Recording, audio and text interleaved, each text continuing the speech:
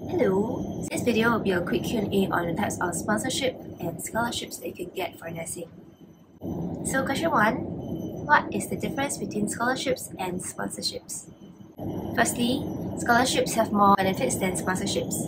So I'll start with the scholarships. The benefits for scholarships are firstly school fees. So they cover your course fees for the entire duration of your scholarship, and then monthly allowance around 1k, and they also cover your necessary healthcare fees. For example, before you start nursing, you got to get your vaccinations, and you also have to buy your nursing scrubs and uniforms. You also have a one-time allowance for getting a computer or a laptop, but that has a cap for it, so you can't buy too expensive or you need to pay out of your pocket. And they also cover your hall or RC accommodation fees, but that also has a cap depending on what hall and RC rooms that you get.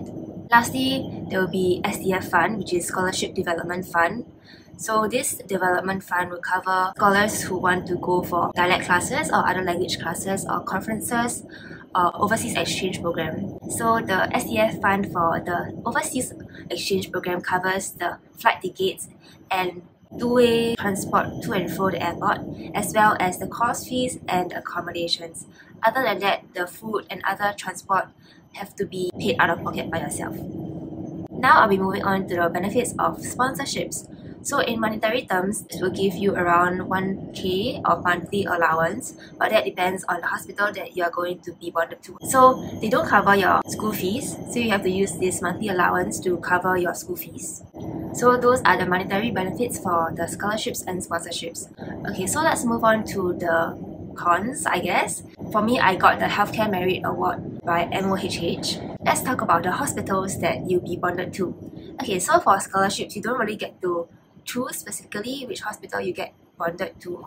You get to choose the cluster. For example, I chose SingHealth cluster because that's the largest cluster in Singapore, right? Yeah, so there's other two clusters that you can choose from. So depending on where you live, you can choose the cluster that is closest to your house. And you will get to rank the hospitals that you want to go. But ultimately, the organization will choose for you and assign you to where the manpower is needed.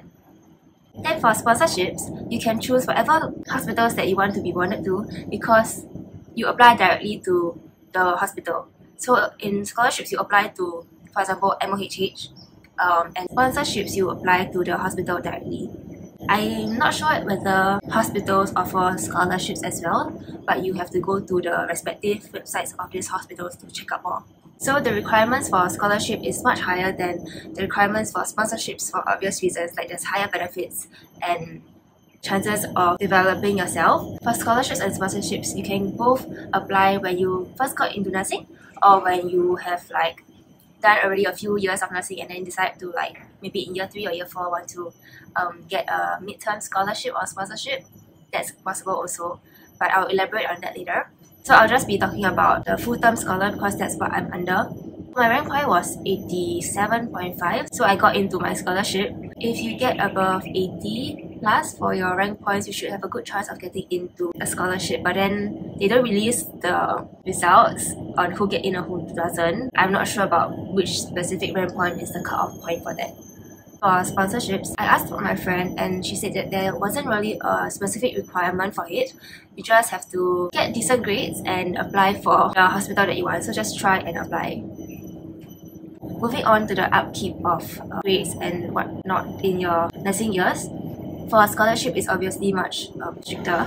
So you have to get at least 4.5 for GPA for scholarships. So that's considered a second class honours. Yeah, so you have to maintain that grade throughout the 4 years that you are bonded to the hospital.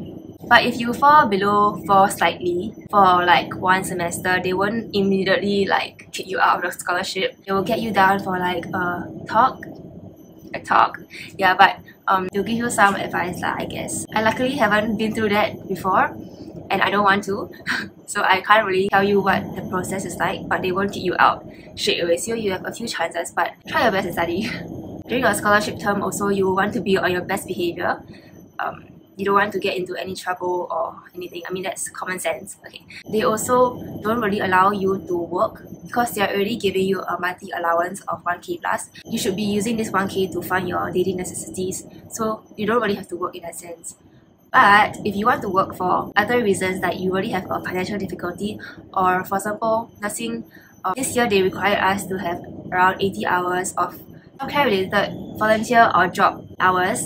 So I put in a request to MOHH to ask them whether I can work.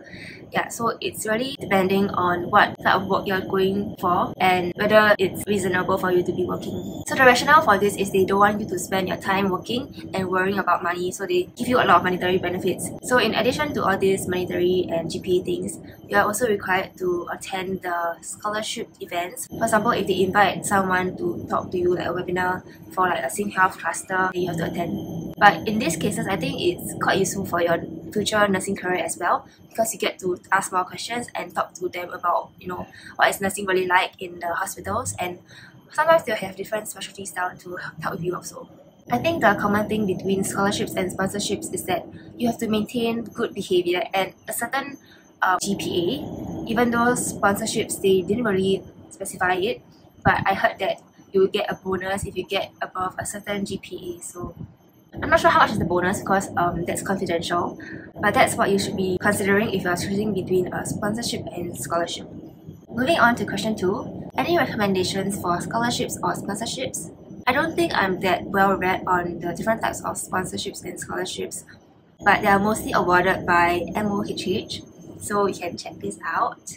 I've also included a link below, so you can go to the MOHH website to check out more. The one that I got is the first one, so it's Healthcare Merit Award / Scholarship. So I got the HMA scholarship. For that, I'll be bonded to a hospital that has like acute and general wards, I guess. And if you compare that to the community nursing scholarship, that is for university level as well. Instead of the A&E wards or those, you'll be bonded to a community hospital. The community hospital, there's more step-down care, and it's not really emergency type of care and like acute illnesses. It's more of long-term illnesses that you need to take care of.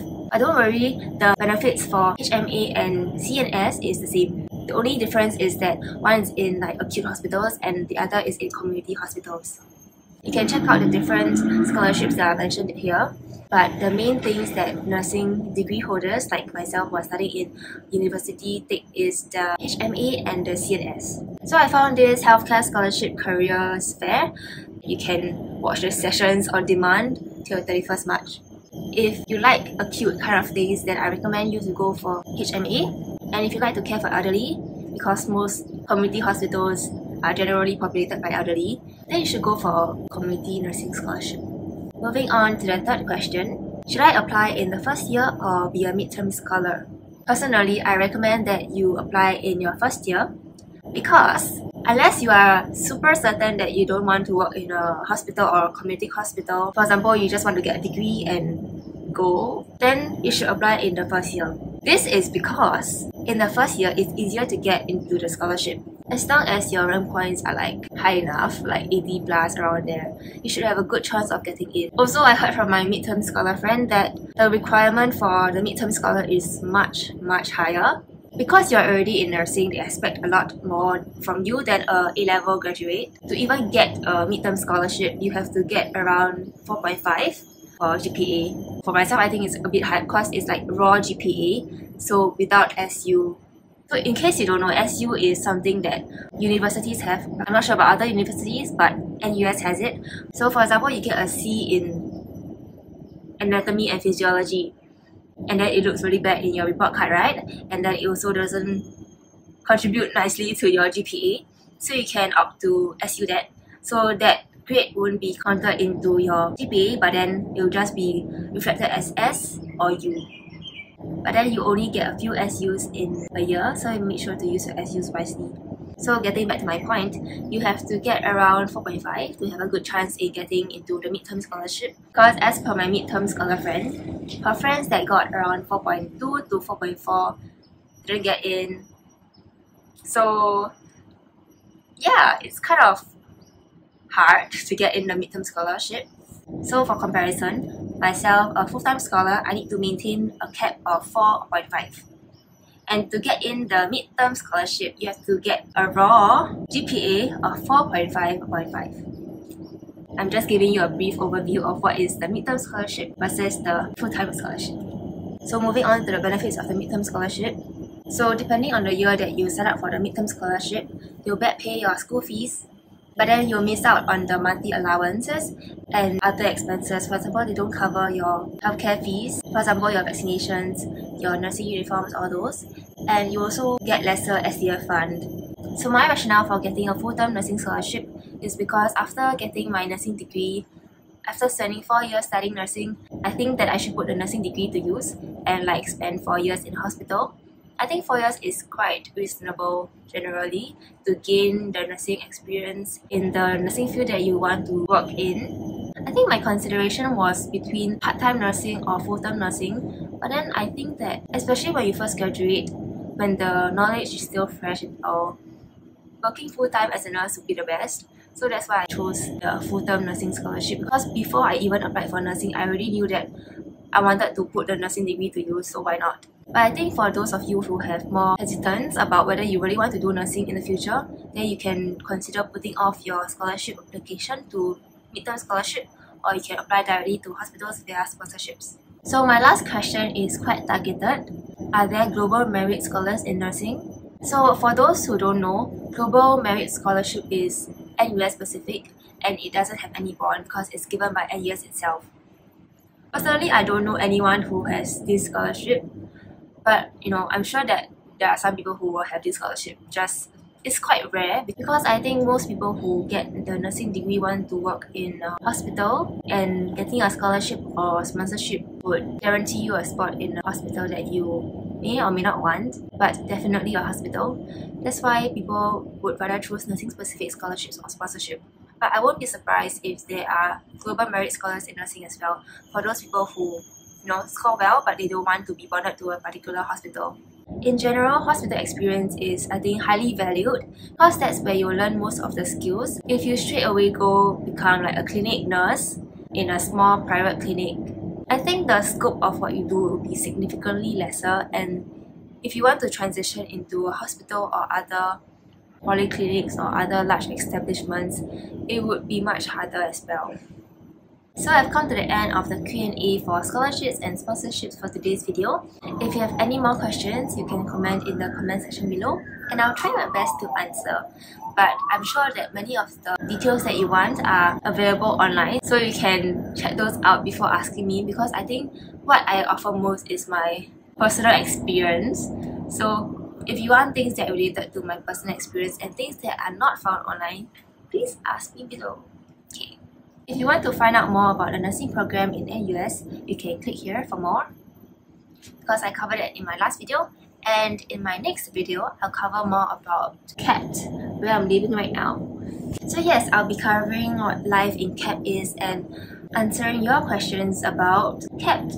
So I'll see you in the next video. Bye bye! Kama Sutra, does it suit you? Your velvet dress is slipping on.